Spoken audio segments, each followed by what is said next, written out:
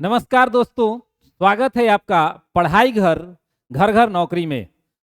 आज के हम इस सेशन में चर्चा करने वाले हैं नारी शक्ति वंदना बिल, जो अभी हाल ही में बहुत ही कम समय पहले में आपको बता दें कि ये संसद में लाया गया। प्रधानमंत्री नरेंद्र मोदी के सरकार के द्वारा यह बिल संसद में हमारा लाया गया। तो हम आज की वीडियो में इसी बिल पर चर्चा करने वाले हैं। बहुत ही एग्जाम के नज़रिए से महत्वपूर्ण वीडियो होने वाला है। इसे जरूर से जरूर पूरा वीडियो देखने का प्रयास आप लोग करेंगे। आइए देखते हैं आखिर ये जो बिल का जो नाम दिया गया था, महिला आरक्षण बिल का जो नाम दिया गया, वह बिल का नाम महिला वंदना आरक्षण बिल दिया गया। और यहाँ पे आप देख सकते हैं कि हाल ही में संसद में चल रहे विशेष सत्र के दौरान यह बिल जो है हमारे लोकसभा में पेश किया गया। कहाँ पेश किया गया था?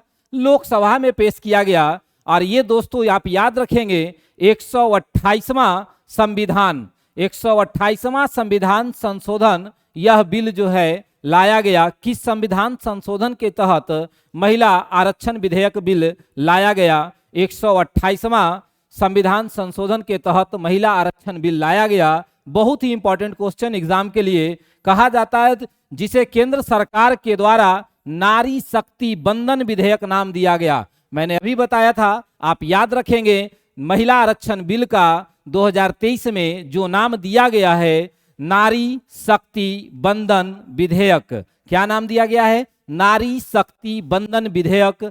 एकदम याद रखने की बात है। यह विधेयक लोकसभा और सभी राज्य के विधानसभा में, लोकसभा और जितने भी राज्य हैं उन सभी के विधानसभा में महिलाओं के लिए 33% सीट, कितना प्रतिशत?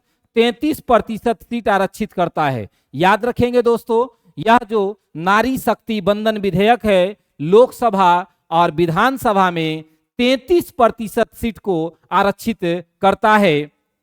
आरक्षित सीटों को राज्य या केंद्र शासित प्रदेश के विभिन्न निर्वाचन क्षेत्रों में चक्रीय आधार पर आवंटित किया जा सकता है। किस आधार पर? चक्रीय आधार। चक्रीय आधार कहने का मतलब क्या है सर? कि इसको जो है 15 वर्ष के बाद सीटों का आरक्षण आगे चल करके समाप्त करने का लक्ष्य रखा जाएगा। लेकिन अगर इसकी अवधि अगर बढ़ानी हो, अगर इसकी अवधि बढ़ाना हो महिला आरक्षण बिल का, तो ये अधिकार हमारे संसद के ही पास होगा। किसके पास होगा? संसद के ही पास होगा। आपके लिए एग्जाम से यहां से प्रश्न निकल कर आते हैं, कौन से संविधान संशोधन? तो 128वां संविधान संशोधन। नया नाम क्या दिया गया? तो नारी शक्ति वंदन विधेयक नाम दिया गया। कितना प्रतिशत? तो आपको बता दें 33%। आप देख सकते हैं कि इससे पहले यह बिल 2010 में पेश किया गया था। इससे पहले यह बिल कब पेश किया गया था? 2010 में पेश किया गया था, लेकिन लोकसभा में पास नहीं हो सका था। क्या था इस बिल में?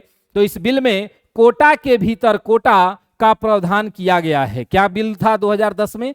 कोटा के भीतर यानी आरक्षण के भीतर आरक्षण का प्रावधान किया गया है। अर्थात कुल आरक्षित सीटों में एससी और एसटी महिला हेतु आरक्षण का प्रावधान है। यानी जितने भी जो आरक्षित सीट थे उनमें एससी और एसटी के लिए आरक्षण का प्रावधान दिया गया था। यह आरक्षण परिसीमन के बाद वर्तमान में लागू होगा।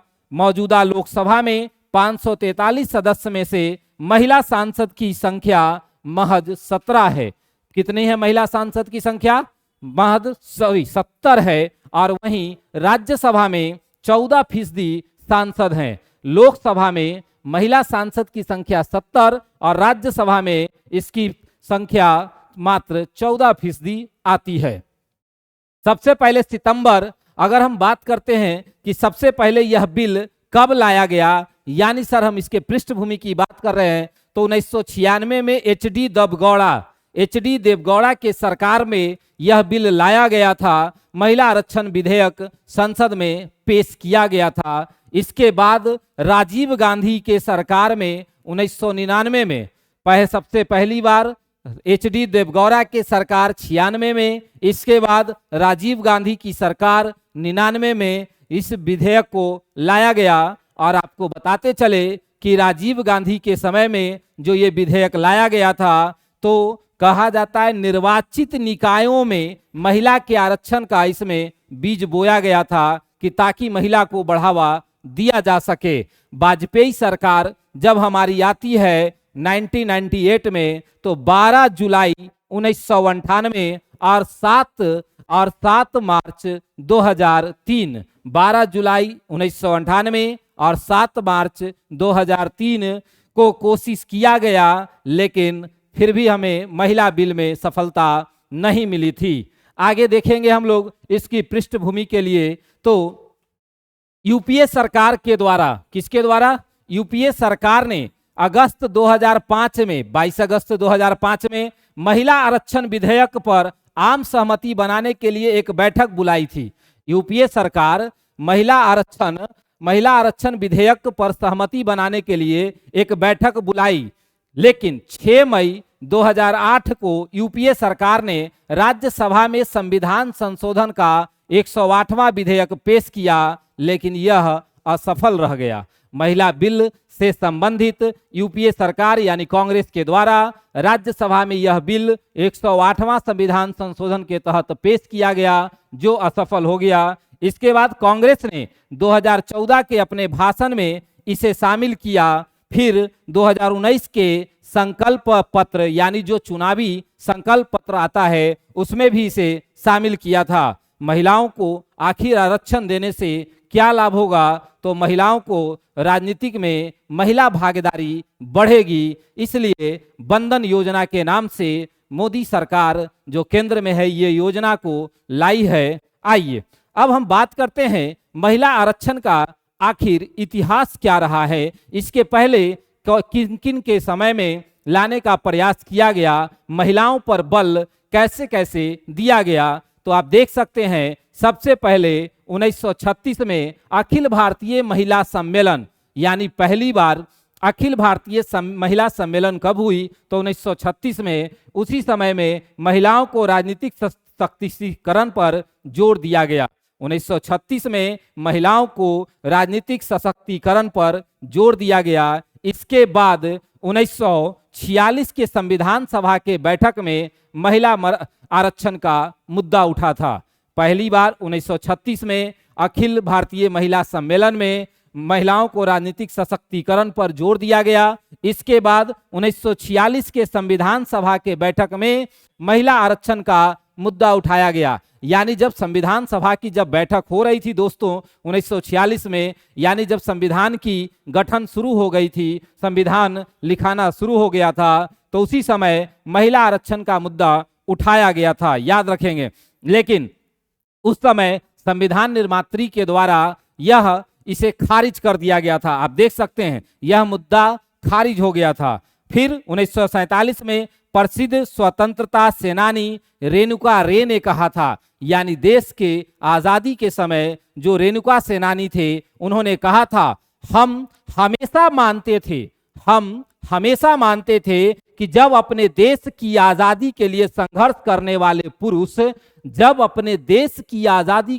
के लिए संघर्ष करने वाले पुरुष सत्ता में आएंगे तो महिलाओं को अधिकार और स्वतंत्रता की गारंटी होगी। ये 1947 के समय में रेणुका रे के द्वारा कहा गया था। एक बार फिर मैं रिपीट कर दूं, क्या कहा था? हम हमेशा मानते थे कि जब अपने देश की आजादी के लिए संघर्ष करने वाले पुरुष सत्ता में आएंगे तो महिलाओं के अधिकारों और स्वतंत्रता की गारंटी होगी। अब देखते हैं 1971 में केंद्रीय शिक्षा और समाज कल्याण मंत्रालय ने भारत में महिलाओं की स्थिति पर एक समिति बनाई। 1971 में केंद्रीय शिक्षा और समाज कल्याण मंत्रालय के द्वारा भारत में महिलाओं की स्थिति पर एक समिति बनाई ताकि स्थानीय निकाय का मतलब क्या होता है दोस्तों? ग्राम स्तर पर जो चुनाव होता है उसकी बात, या ताकि स्थानीय निकायों में आरक्षण का समर्थन इससे मिल सके। इसके बाद 1987 में 1987 में राजीव गांधी सरकार के द्वारा तत्कालीन केंद्रीय मंत्री मार्गरेट अल्वा ने, राजीव गांधी की सरकार 87 में थी और उनके जो केंद्रीय मंत्री थे मार्गरेट अल्वा ने महिलाओं के लिए राष्ट्रीय परिक्षेप योजना 88 में लॉन्च किया, जो पंचायत से लेकर संसद तक आरक्षण के लिए सहमति दिया था।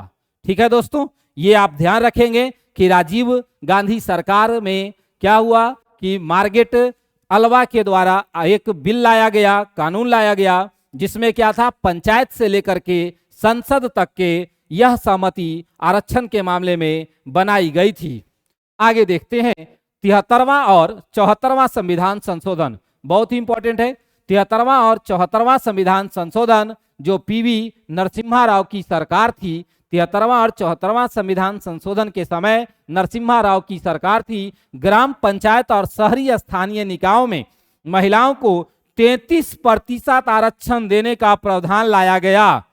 ठीक है दोस्तों, 33% आरक्षण देने का प्रावधान लाया गया। आपको बता दें कि वर्तमान में महाराष्ट्र, आंध्र प्रदेश, बिहार, छत्तीसगढ़, झारखंड, केरल, महाराष्ट्र, आंध्र प्रदेश, बिहार, छत्तीसगढ़, झारखंड, केरल, यहाँ पे 50% महिला आरक्षण लागू है।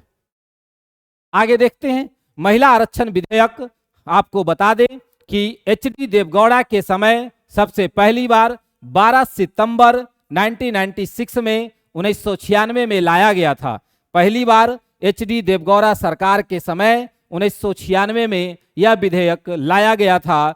कहा जाता है 81वां संविधान संशोधन था। कौन सा संविधान संशोधन था? 81वां संविधान संशोधन था। विधेयक इसमें जो पेश किया गया, जिसमें 1/3 सीट आरक्षित करने की मांग की गई थी। कितना सीट? 1/3 सीट आरक्षित करने की मांग की गई थी। बाद में जब आई.के. गुजराल की सरकार आती है 97 में, तो इनके समय में सर्वदलीय बैठक, यहाँ पे भी आपको समझनी पड़ेगी, सर्वदलीय यानी सभी दलों का एक साथ बैठक, जिस सर्वदलीय बैठक हुई महिला आरक्षण को लेकर के, लेकिन इसमें भी किसी प्रकार की सफलता नहीं मिली। इसी सर्वदलीय बैठक में कोई सफलता नहीं मिली और आज महिला आरक्षण बिल जो हमारा 2023 में लागू हुआ है, आप याद रखेंगे ये परिसीमन के बाद लागू हो सकता है और इसमें 33% आरक्षण की बात की गई है। थैंक यू दोस्तों।